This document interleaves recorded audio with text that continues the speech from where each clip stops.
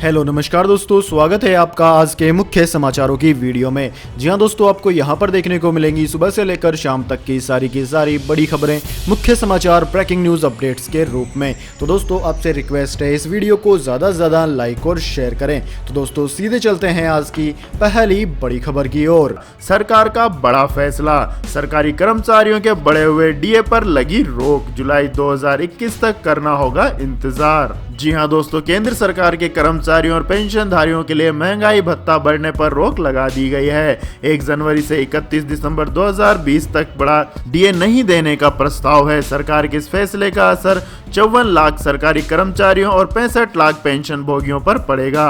आपको बता दें कि पिछले महीने सरकार ने केंद्रीय कर्मचारियों के महंगाई भत्ते में 4% की बढ़ोतरी करने की घोषणा की थी। डीए को 17% से बढ़ाकर 21% किया था। 1 जनवरी 2020 से 1 जुलाई 2020 और 1 जनवरी 2021 से बढ़ने वाले महंगाई भत्ते पर रोक लग गई है। इसके साथ ही आगे चलकर ये बढ़ा हुआ महंगाई भत्ता एरियर के तौर पर भी नहीं मिलेगा।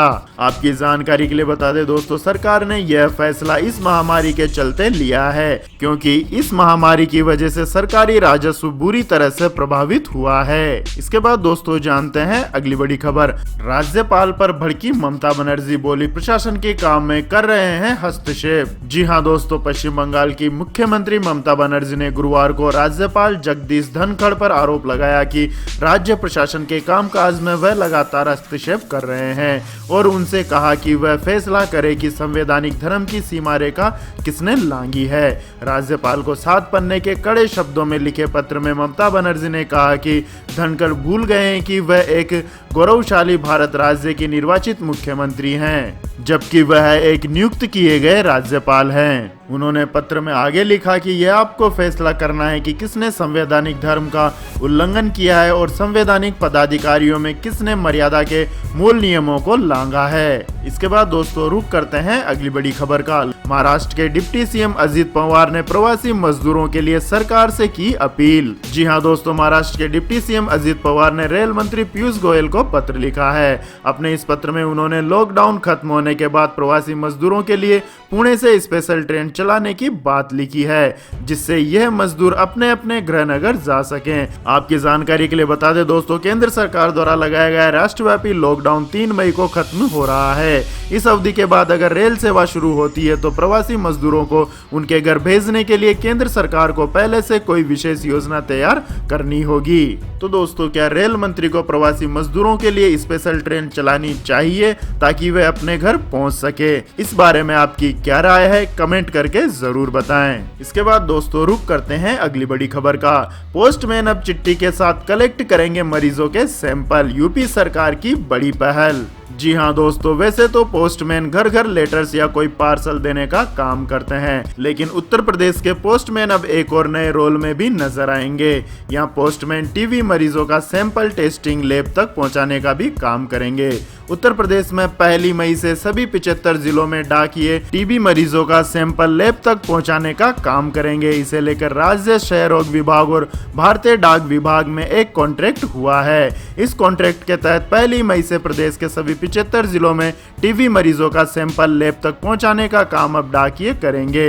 इससे पहले ये सैंपल कोरियर से भेजे जाते थे, जिससे रोगियों की पहचान और इलाज में देरी होती थी। इस कॉन्ट्रैक्ट के साथ ही उत्तर प्रदेश इस सिस्टम को लागू करने वाला देश का पहला राज्य बन गया है। इसके बाद दोस्तों जानते हैं अगली बड़ी खबर। लेकिन दोस्तों अगली खबर जानने से पहले आप लोगों से गुजारिश है, अगर आपको हमारा ये वीडियो पसंद आया है तो इसे एक लाइक करें, कमेंट करें और हमारे चैनल को सब्सक्राइब करें। तो दोस्तों जानते हैं अगली खबर। लॉकडाउन के बीच इस सरकारी बैंक ने अपने करोड़ों ग्राहकों को दिया तोहफा। जी हां दोस्तों, देश के दूसरे सबसे बड़े सरकारी बैंक पंजाब नेशनल बैंक ने इंटरनेट बैंकिंग और मोबाइल बैंकिंग के जरिए ट्रांजैक्शन पर लगने वाले आईएमपीएस चार्ज को पूरी तरह से खत्म कर दिया है। गुरुवार शाम पंजाब नेशनल बैंक ने यह जानकारी दी। पंजाब नेशनल बैंक ने बताया कि आईएमपीएस चार्ज को पूरी तरह से खत्म करने का यह अहम फैसला तत्काल रूप से प्रभावी होगा। पंजाब नेशनल बैंक के ग्राहक अब इस फैसले के बाद प्रतिदिन 50,000 रुपए के ट्रांजैक्शन के लिए कोई चार्ज नहीं देंगे। इसके पहले उन्हें आईएमपीएस चार्ज के तौर पर 5 रुपए प्लस जीएसटी देना होता था। इसके बाद दोस्तों जानते हैं अगली बड़ी खबर। आधार कार्ड के बिना भी मिलेगा प्रधानमंत्री की योजनाओं का लाभ। जी हां दोस्तों, 4 राज्यों के किसानों के लिए अच्छी खबर है। उन्हें बैंक खाते में बिना आधार कार्ड अपडेट करवाए पीएम किसान सम्मान योजना का पैसा मिल सकेगा। केंद्रीय कैबिनेट ने बुधवार को असम और मेघालय, यूनियन टेरिटरी जम्मू कश्मीर और लद्दाख के किसानों को पीएम किसान सम्मान निधि का फायदा देने का फैसला किया है। आपको बता दें कि इस योजना में आधार कार्ड से बैंक खातों का जोड़ने की बाध्यता है, लेकिन सरकार ने इसमें 1 साल की छूट दे दी है। प्रधानमंत्री नरेंद्र मोदी की अध्यक्षता में कैबिनेट की बैठक में असम और मेघालय के साथ साथ केंद्र शासित प्रदेश जम्मू कश्मीर और लद्दाख के लाभार्थियों के आधार कार्ड के आंकड़ों की फंडिंग की बाध्यता में छूट प्रदान करने के प्रस्ताव को मंजूर कर दिया है, जिससे इन राज्यों के किसान बिना आधार कार्ड को अकाउंट से अपडेट कराए किसान सम्मान निधि का लाभ उठा सकेंगे। इसके बाद दोस्तों जानते हैं आज के मौसम अपडेट्स।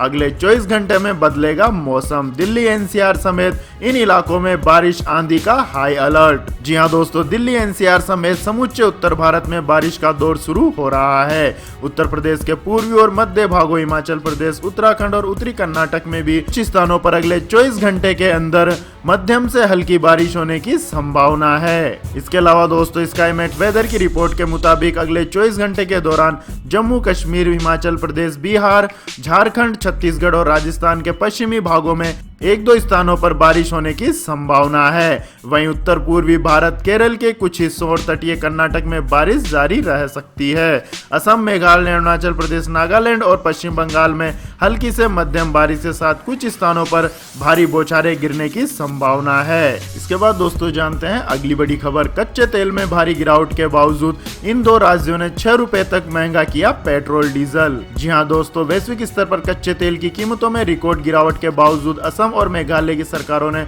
पेट्रोल और डीजल पर टैक्स बढ़ा दिया है। असम ने इस वायरस को रोकने के लिए जारी लॉकडाउन के कारण हुए नुकसान की भरपाई के लिए तेल की कीमतों में बढ़ोतरी की घोषणा की है। असम में पेट्रोल का भाव 71 रुपए 61 पैसे से बढ़कर 77 रुपए 46 पैसे प्रति लीटर हो गया है और डीजल का दाम 65 रुपए 7 पैसे से बढ़कर 70 रुपए 50 पैसे प्रति लीटर हो गया है। जबकि राजधानी दिल्ली में पेट्रोल और डीजल के दाम अपने पूर्ववर्ती स्तर पर बने हुए हैं। राजधानी दिल्ली में 1 लीटर पेट्रोल 69 रुपए 59 पैसे बिक रहा है, वहीं 1 लीटर डीजल 62 रुपए 29 पैसे पर बना हुआ है। इसके बाद दोस्तों जानते हैं अगली बड़ी खबर। सोने की कीमतों में बड़ा उछाल, चांदी 900 रुपए चमकी। जाने आज के भाव।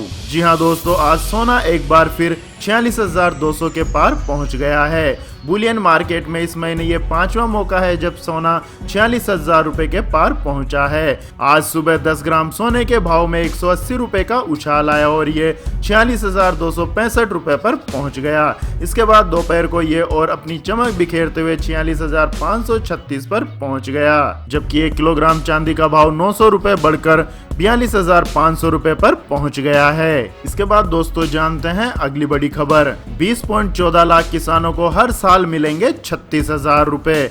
आप भी उठा सकते हैं इस स्कीम का फायदा। जी हां दोस्तों, किसानों के लिए शुरू की गई पेंशन स्कीम पीएम मानधन योजना में अब तक 20,14,330 किसानों ने रजिस्ट्रेशन करवाया है। पीएम किसान मानधन के तहत 60 की उम्र पूरी होने के बाद खाताधारक को 3,000 रुपए मंथली पेंशन मिलेगी, जो सालाना 36,000 रुपए होती है। ये योजना उन किसानों के बुढ़ापे की लाठी साबित हो सकती है जो सिर्फ खेती बाड़ी के भरोसे ही जीवित हैं, खासतौर से गरीब किसानों के लिए जिनके पास आजीविका का और कोई साधन नहीं है। इसके बाद दोस्तों जानते हैं अगली बड़ी खबर। पर इंडिगो के कर्मचारियों के लिए बड़ी खुशखबरी, कंपनी ने सैलरी काटने का फैसला लिया वापस। जी हां दोस्तों, एयरलाइंस कंपनी इंडिगो के सीईओ ने कर्मचारियों के हित में एक बड़ा फैसला लिया है। इंडिगो के सीईओ का कहना है कि वे अपने एम्प्लॉइज की कोई सैलरी कट नहीं करेंगे।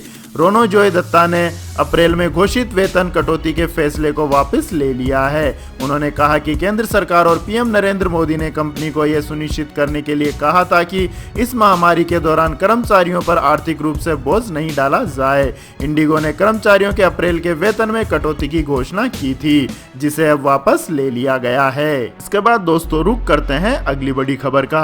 मोटोरोला लाया है 2 धांसू 5G स्मार्टफोन, मिलेंगे 108 मेगापिक्सल के शानदार ट्रिपल कैमरे। जी हां दोस्तों, मोटोरोला के 2 फोनों को लेकर काफी समय से चर्चा चल रही थी और आखिरकार कंपनी ने मोटोरोला एज सीरीज लॉन्च कर दी है।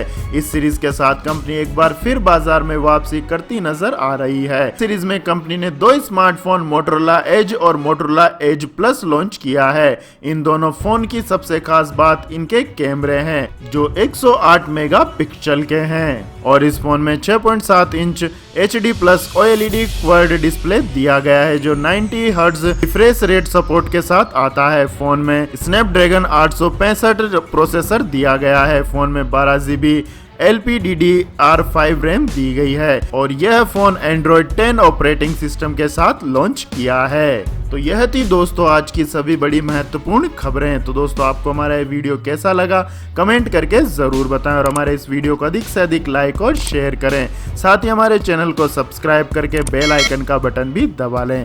धन्यवाद। जय हिंद, जय भारत, वंदे मातरम।